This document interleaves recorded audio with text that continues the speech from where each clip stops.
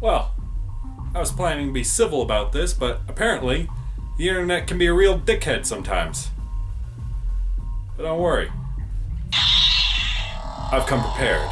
So I saw Star Wars The Last Jedi in theaters not too long ago, and instantly I fell in love with the movie. But as time went on, it seems as though people couldn't decide whether they liked the film or hate the film, and a lot of the comments I read talked about the problems that they had with the movie. So what I want to do is I want to talk about and debunk some of the problems that these people have, and then I want to discuss the real problems that I see with the movie. And that's my official spoiler alert warning, so if you haven't seen the movie, you've been warned. But just so you know, I'm just an overall Star Wars fan. I personally think that anything that has the word Star Wars in its title instantly has a 50% watchability rating. Yes, this includes the Ewok movies that I have not watched or will ever watch. Yes, this also includes the dreaded Christmas special. Half of me thinks that just because it has the name Star Wars in its title instantly guarantees it a 50% watchability rating, while the other half wants to gouge out my own eyes and stuff a red-hot branding iron down my own throat just for even speaking such blasphemy. Duh! So color me a little biased. So based on the comments I've read on Facebook and the people I've actually talked to, the leading problems people seem to have with this film are the way Snoke was killed off and Luke's place in the storyline. First of all, I'm just calling it right now. Snoke is not dead. This is a clear case of Jon Snow syndrome. This is a character they've built a mystery around that they have not resolved. Where did Snoke come from? How did he get in charge of the First Order? Why does he look like a cross between Grendel and Golem? Seriously. Why is he so fucked up looking? You see in that one scene where Snoke keeps goading Kylo Ren and mocking him with his failures, and finally he just snaps and busts out his lightsaber and Snoke just boom knocks him on his ass with a little bit of his power? Snoke is clearly stronger in the Force than Kylo Ren understands. And if Snoke is who I believe he is, there's a reason why. I believe that Snoke is secretly Pelagius, Sidious's previous master. And yes, I know, Pelagius isn't supposed to be human, but from what I understand, that information's only learned from the books. And from the articles I've read, everything other than the Star Wars movies is no longer canon, so that makes that information invalid anyways. So unless you can show me a moment in the prequels where Sidious talks about what race Pelagius was, I'd probably believe you, because those films tend to focus on a lot of stuff that isn't really important to the overall plot. Like someone.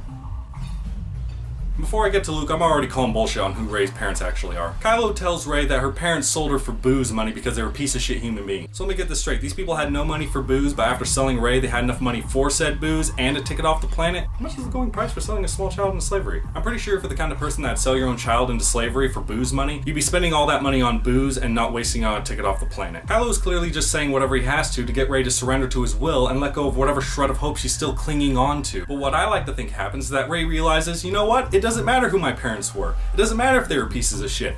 I'm not a piece of shit. I'm a decent human being. I understand the difference between right and wrong. So no, I'm not going to join you. And now we come to Luke. And yeah, I was a little disappointed with his place in the storyline, but really, if you think about it, Mark Hamill's 60 plus years old. I wasn't expecting him to do backflips and somersaults for me, even though we kind of got that. But Dylan, what about the fact that Mark Hamill stated he didn't like the direction they took Luke Skywalker? Ah yes, many a Facebook post I've seen of this particular article. All that I ask is that they see this section here, and then go sit their ass down because they have no idea what they're talking about. Frankly, I don't care what Mark Hamill's opinion of the movie is, good or bad. I don't base my opinion off of what other people think. I base it off of what I think. I watched the movie, I enjoyed it, and I still enjoyed it even after people came forward and said they hated it. And if your complaint is how much training Luke gave Rey to become a Jedi, you seriously need to go back and watch the original movies, because that's about as much training as Luke ever got from Obi-Wan before he met Yoda. He gets one session from Obi-Wan, and then he later on goes to blow up the Death Star because there's a weird ghost whispering in his ear to use the Force, Luke. Yeah, man, but how? To do what? Just use the Force, Luke. Stop being such a bitch. God.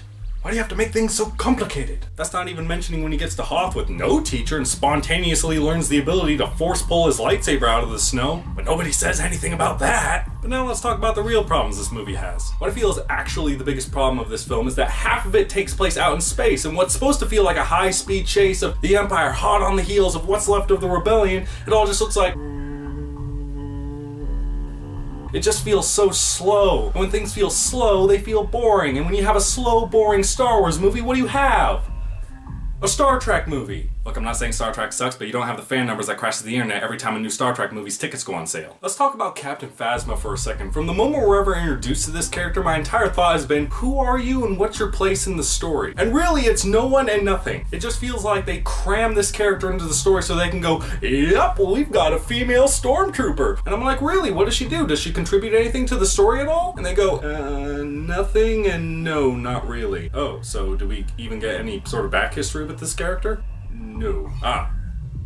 Well, frankly, I feel like that's more insulting than just not having the character. I mean, when you have someone that you just force into the movie just for the sake of having them, and they serve no purpose to the plot whatsoever, that's dangerously close to another character we all know. Tread lightly, Disney. And lastly, and this is really just a minor thing, but at a point in the story, I found myself saying, just stop with all the comedy bits and focus on the story. And it's almost like the movie heard me, because the second that thought came into my head, it stopped. And I know the exact moment too, is when Kylo Ren and the rest of the Empire, they're in those big gorilla-looking AT-AT things, and they're all firing at Luke, and Kylo Ren's like, shoot everything, fire everything, and that little weaselly admiral's off to the side and goes, shoot everything, fire everything, and you see Kylo Ren just kind of look over at him like, really? And that was the same thing going through my head. I was just like, really? Come on. And that's an important lesson to learn. Disney, don't get too shticky with your comedy bits in something that's supposed to be serious. Otherwise, you end up with a certain problem. Like I said before, tread lightly. But what I found really surprising is when I talk to these people that say they didn't like The Last Jedi, and I bring up the best points that are in the movie, the conversation goes like, hey man, how about that scene with Yoda? What'd you think about that? Oh man, that shit was the bomb! Oh my god, that was so cool. He looked great, actually. It was really cool. And the way he was all just like, fuck that tree! Kaboom! Man, it was pretty good. It was pretty good, not gonna lie. Hey, how about the character building between Rey and Kylo and the big back-to-back battle they had with each other against Snoke's guards? Oh shit, that was awesome! Oh my god, the way they were all fighting back-to-back, that was just the coolest shit, and they were just beating the fuck out of those guys. It was awesome! Hey, how about that part where Poe was bashing on that Admiral guy's mom? I remember that time when Chewbacca was eating those weird bird things and they were all giving him the puppy dog eye? Oh yeah, those were legitimately funny. I like those parts. Those were good. Alright, how about that scene when Admiral Holdo warp sped her ship straight through Snoke's? Oh my god, that was the coolest thing to ever happen in any sci-fi film ever. Well, that's like 70% of the movie, so I don't understand what you guys are mad about. Look, guys, if you're not on board with this new trilogy after this movie, then just don't even bother going to see the next one. There's nothing that can happen in the next one that will win you over. But for those who watched it and liked it, I'd probably give it a 7 out of 10. I'm really glad I saw this movie. It made me as giddy as when I watched episode 6 for the first time. I was not disappointed. And I am really looking forward to the next one. But anyway, that's all the time I have for today. But I want to know what you guys think. Did you enjoy the movie? Let me know. Comment below so that I know. Or do I miss a problem in the movie that I didn't address? I don't care. Let me know, and I'll try to address it. I like these kind of conversations, because I'll win. Anyways, I hope you had a great New Year's. I hope you liked the video, even if you disagreed. And if you did like it, I'd appreciate it if you'd subscribe. Let's make the most out of this new year. Break.